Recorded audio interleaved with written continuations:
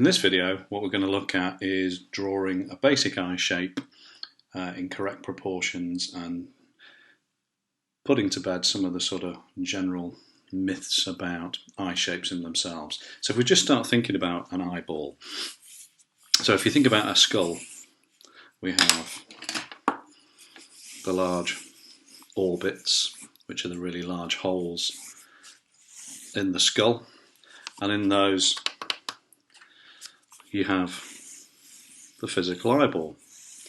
Now, when you start off really young, like cartoon characters, we tend to draw a physical ball when we think of an eye. If we think about an eye, probably out of a head, connected to the optic nerve with our pupil and our iris, of which light travels through our pupil, switches over several times and ends up upside down on the back of the retina, and then going through the optic nerve to our little brain, turns the images the right way round so we recognise things, our normal orientation. So our eye is a physical sphere, with our pupil in the front, our physical hole that allows light through, and then our iris, which is the element of which light travels through.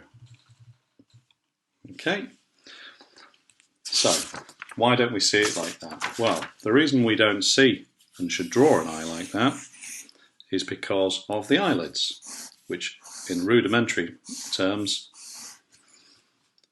cut, the eyeball goes into the orbits, so this is still a ball in there.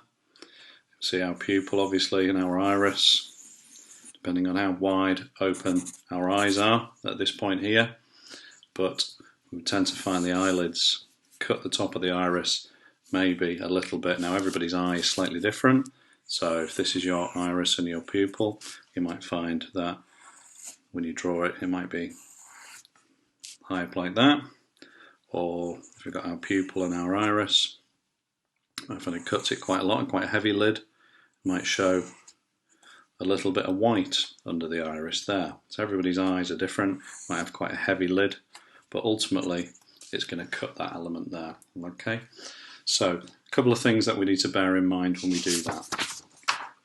Right, if we just take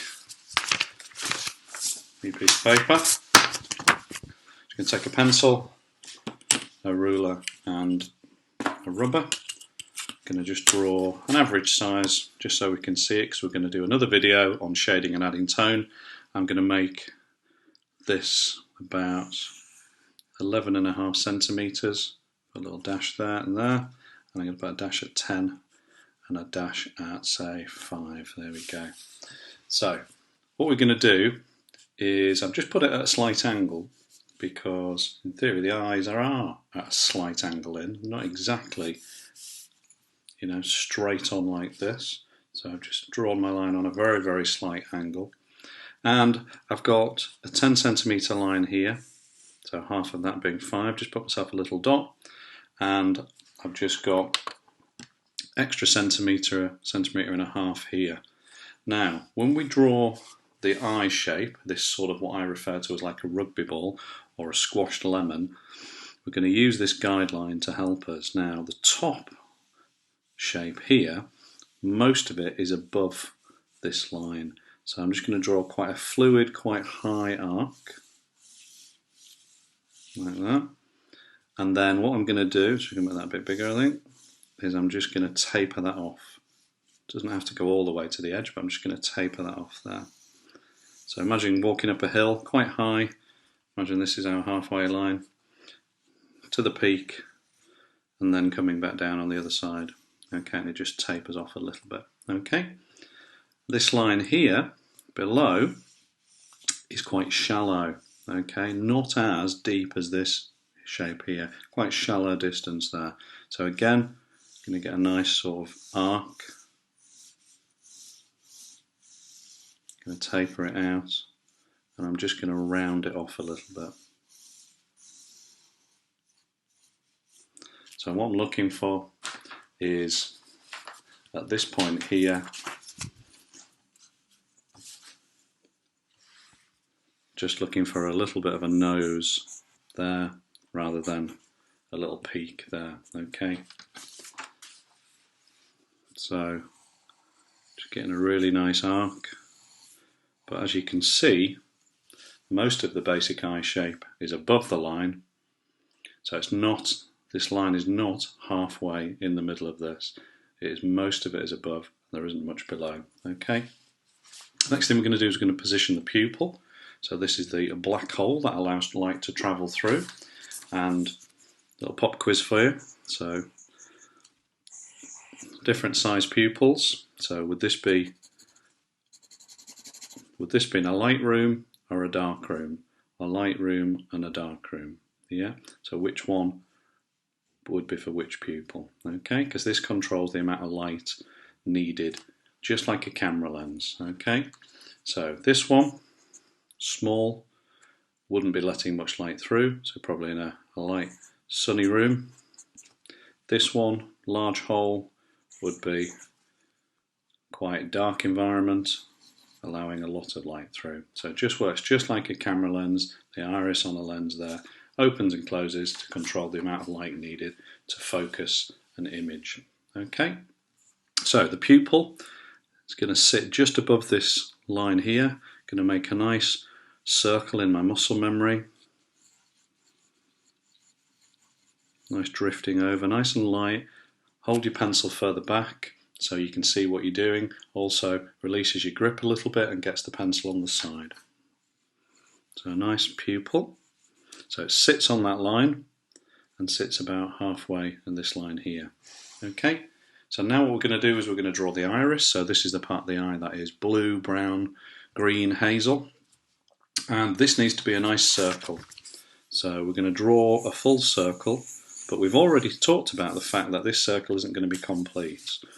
Now I find it easier to draw a full circle and then rub out the top and the bottom that I don't want to see with the lids, because otherwise what you tend to get is if you just try and do the bits you can see, you end up with this sort of bracket shape. If you were to extend it, you would end up with a little squashed bean shape. Yeah, it wouldn't be a nice circle. So I'm going to put myself a little couple of guides just so I know where I'm going, and I know that this is going to be cut off here, so I'm going to drift a circle.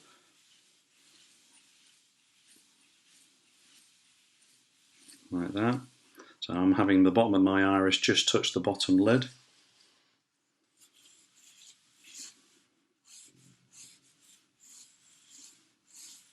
Like that. So I get a nice circle shape. Yeah, and as you can see, I don't want this element here. So what I'm going to do is rub that out now, but it has guaranteed by doing a full circle that I've got a nice circle shape. Okay. Okay. And then what we're going to do is we're going to put the little area where the tear duct is. So this is going to be like a little bracket shape just around here.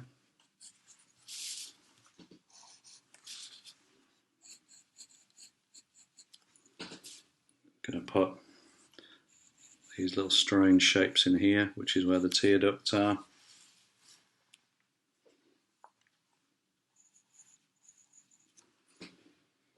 Okay, so I'm going to just refine this a little bit. Then what we're going to do is we're going to put the top lid line in, and this starts off a little bit wider here and narrows. So it drops in. And this shape is caused by the actual eyeball, if you imagine drawing the eyeball there, sitting within the skull. So this line is shown, sort of it's the flap of skin that tends to sit into the skull. Nice top lid line. Obviously still looks a bit strange, we've got no shading on there, got no eyelashes. And then underneath we've got a very small little band. Yeah, most of this is tonal, but we're just going to put a little small band just underneath. Follow that round. Yeah, and that is where our eyelashes will sit, just on that line here, not there where people get them wrong an awful lot. Yeah, because what they tend to do is put the eyelashes on here, and then obviously, can you imagine having eyelash hair there scratching your eye all the time? And then obviously maybe just some very light shape lines we can add there, just some extra creases in there. So that's our basic anatomy of our eye in. Obviously we would have our nose off here, yeah, wide-eyed, until obviously we get more detail and shading added to this on our next video. So what we've got is we've got a 10cm line with 1.5 cm just to extend that little teardrop as a guide. Our line is at a slight angle. We've positioned the pupil just above that line, yeah, about halfway distance. We've got our iris, which is just cut off the top with our top lid, and mine's just resting on the bottom.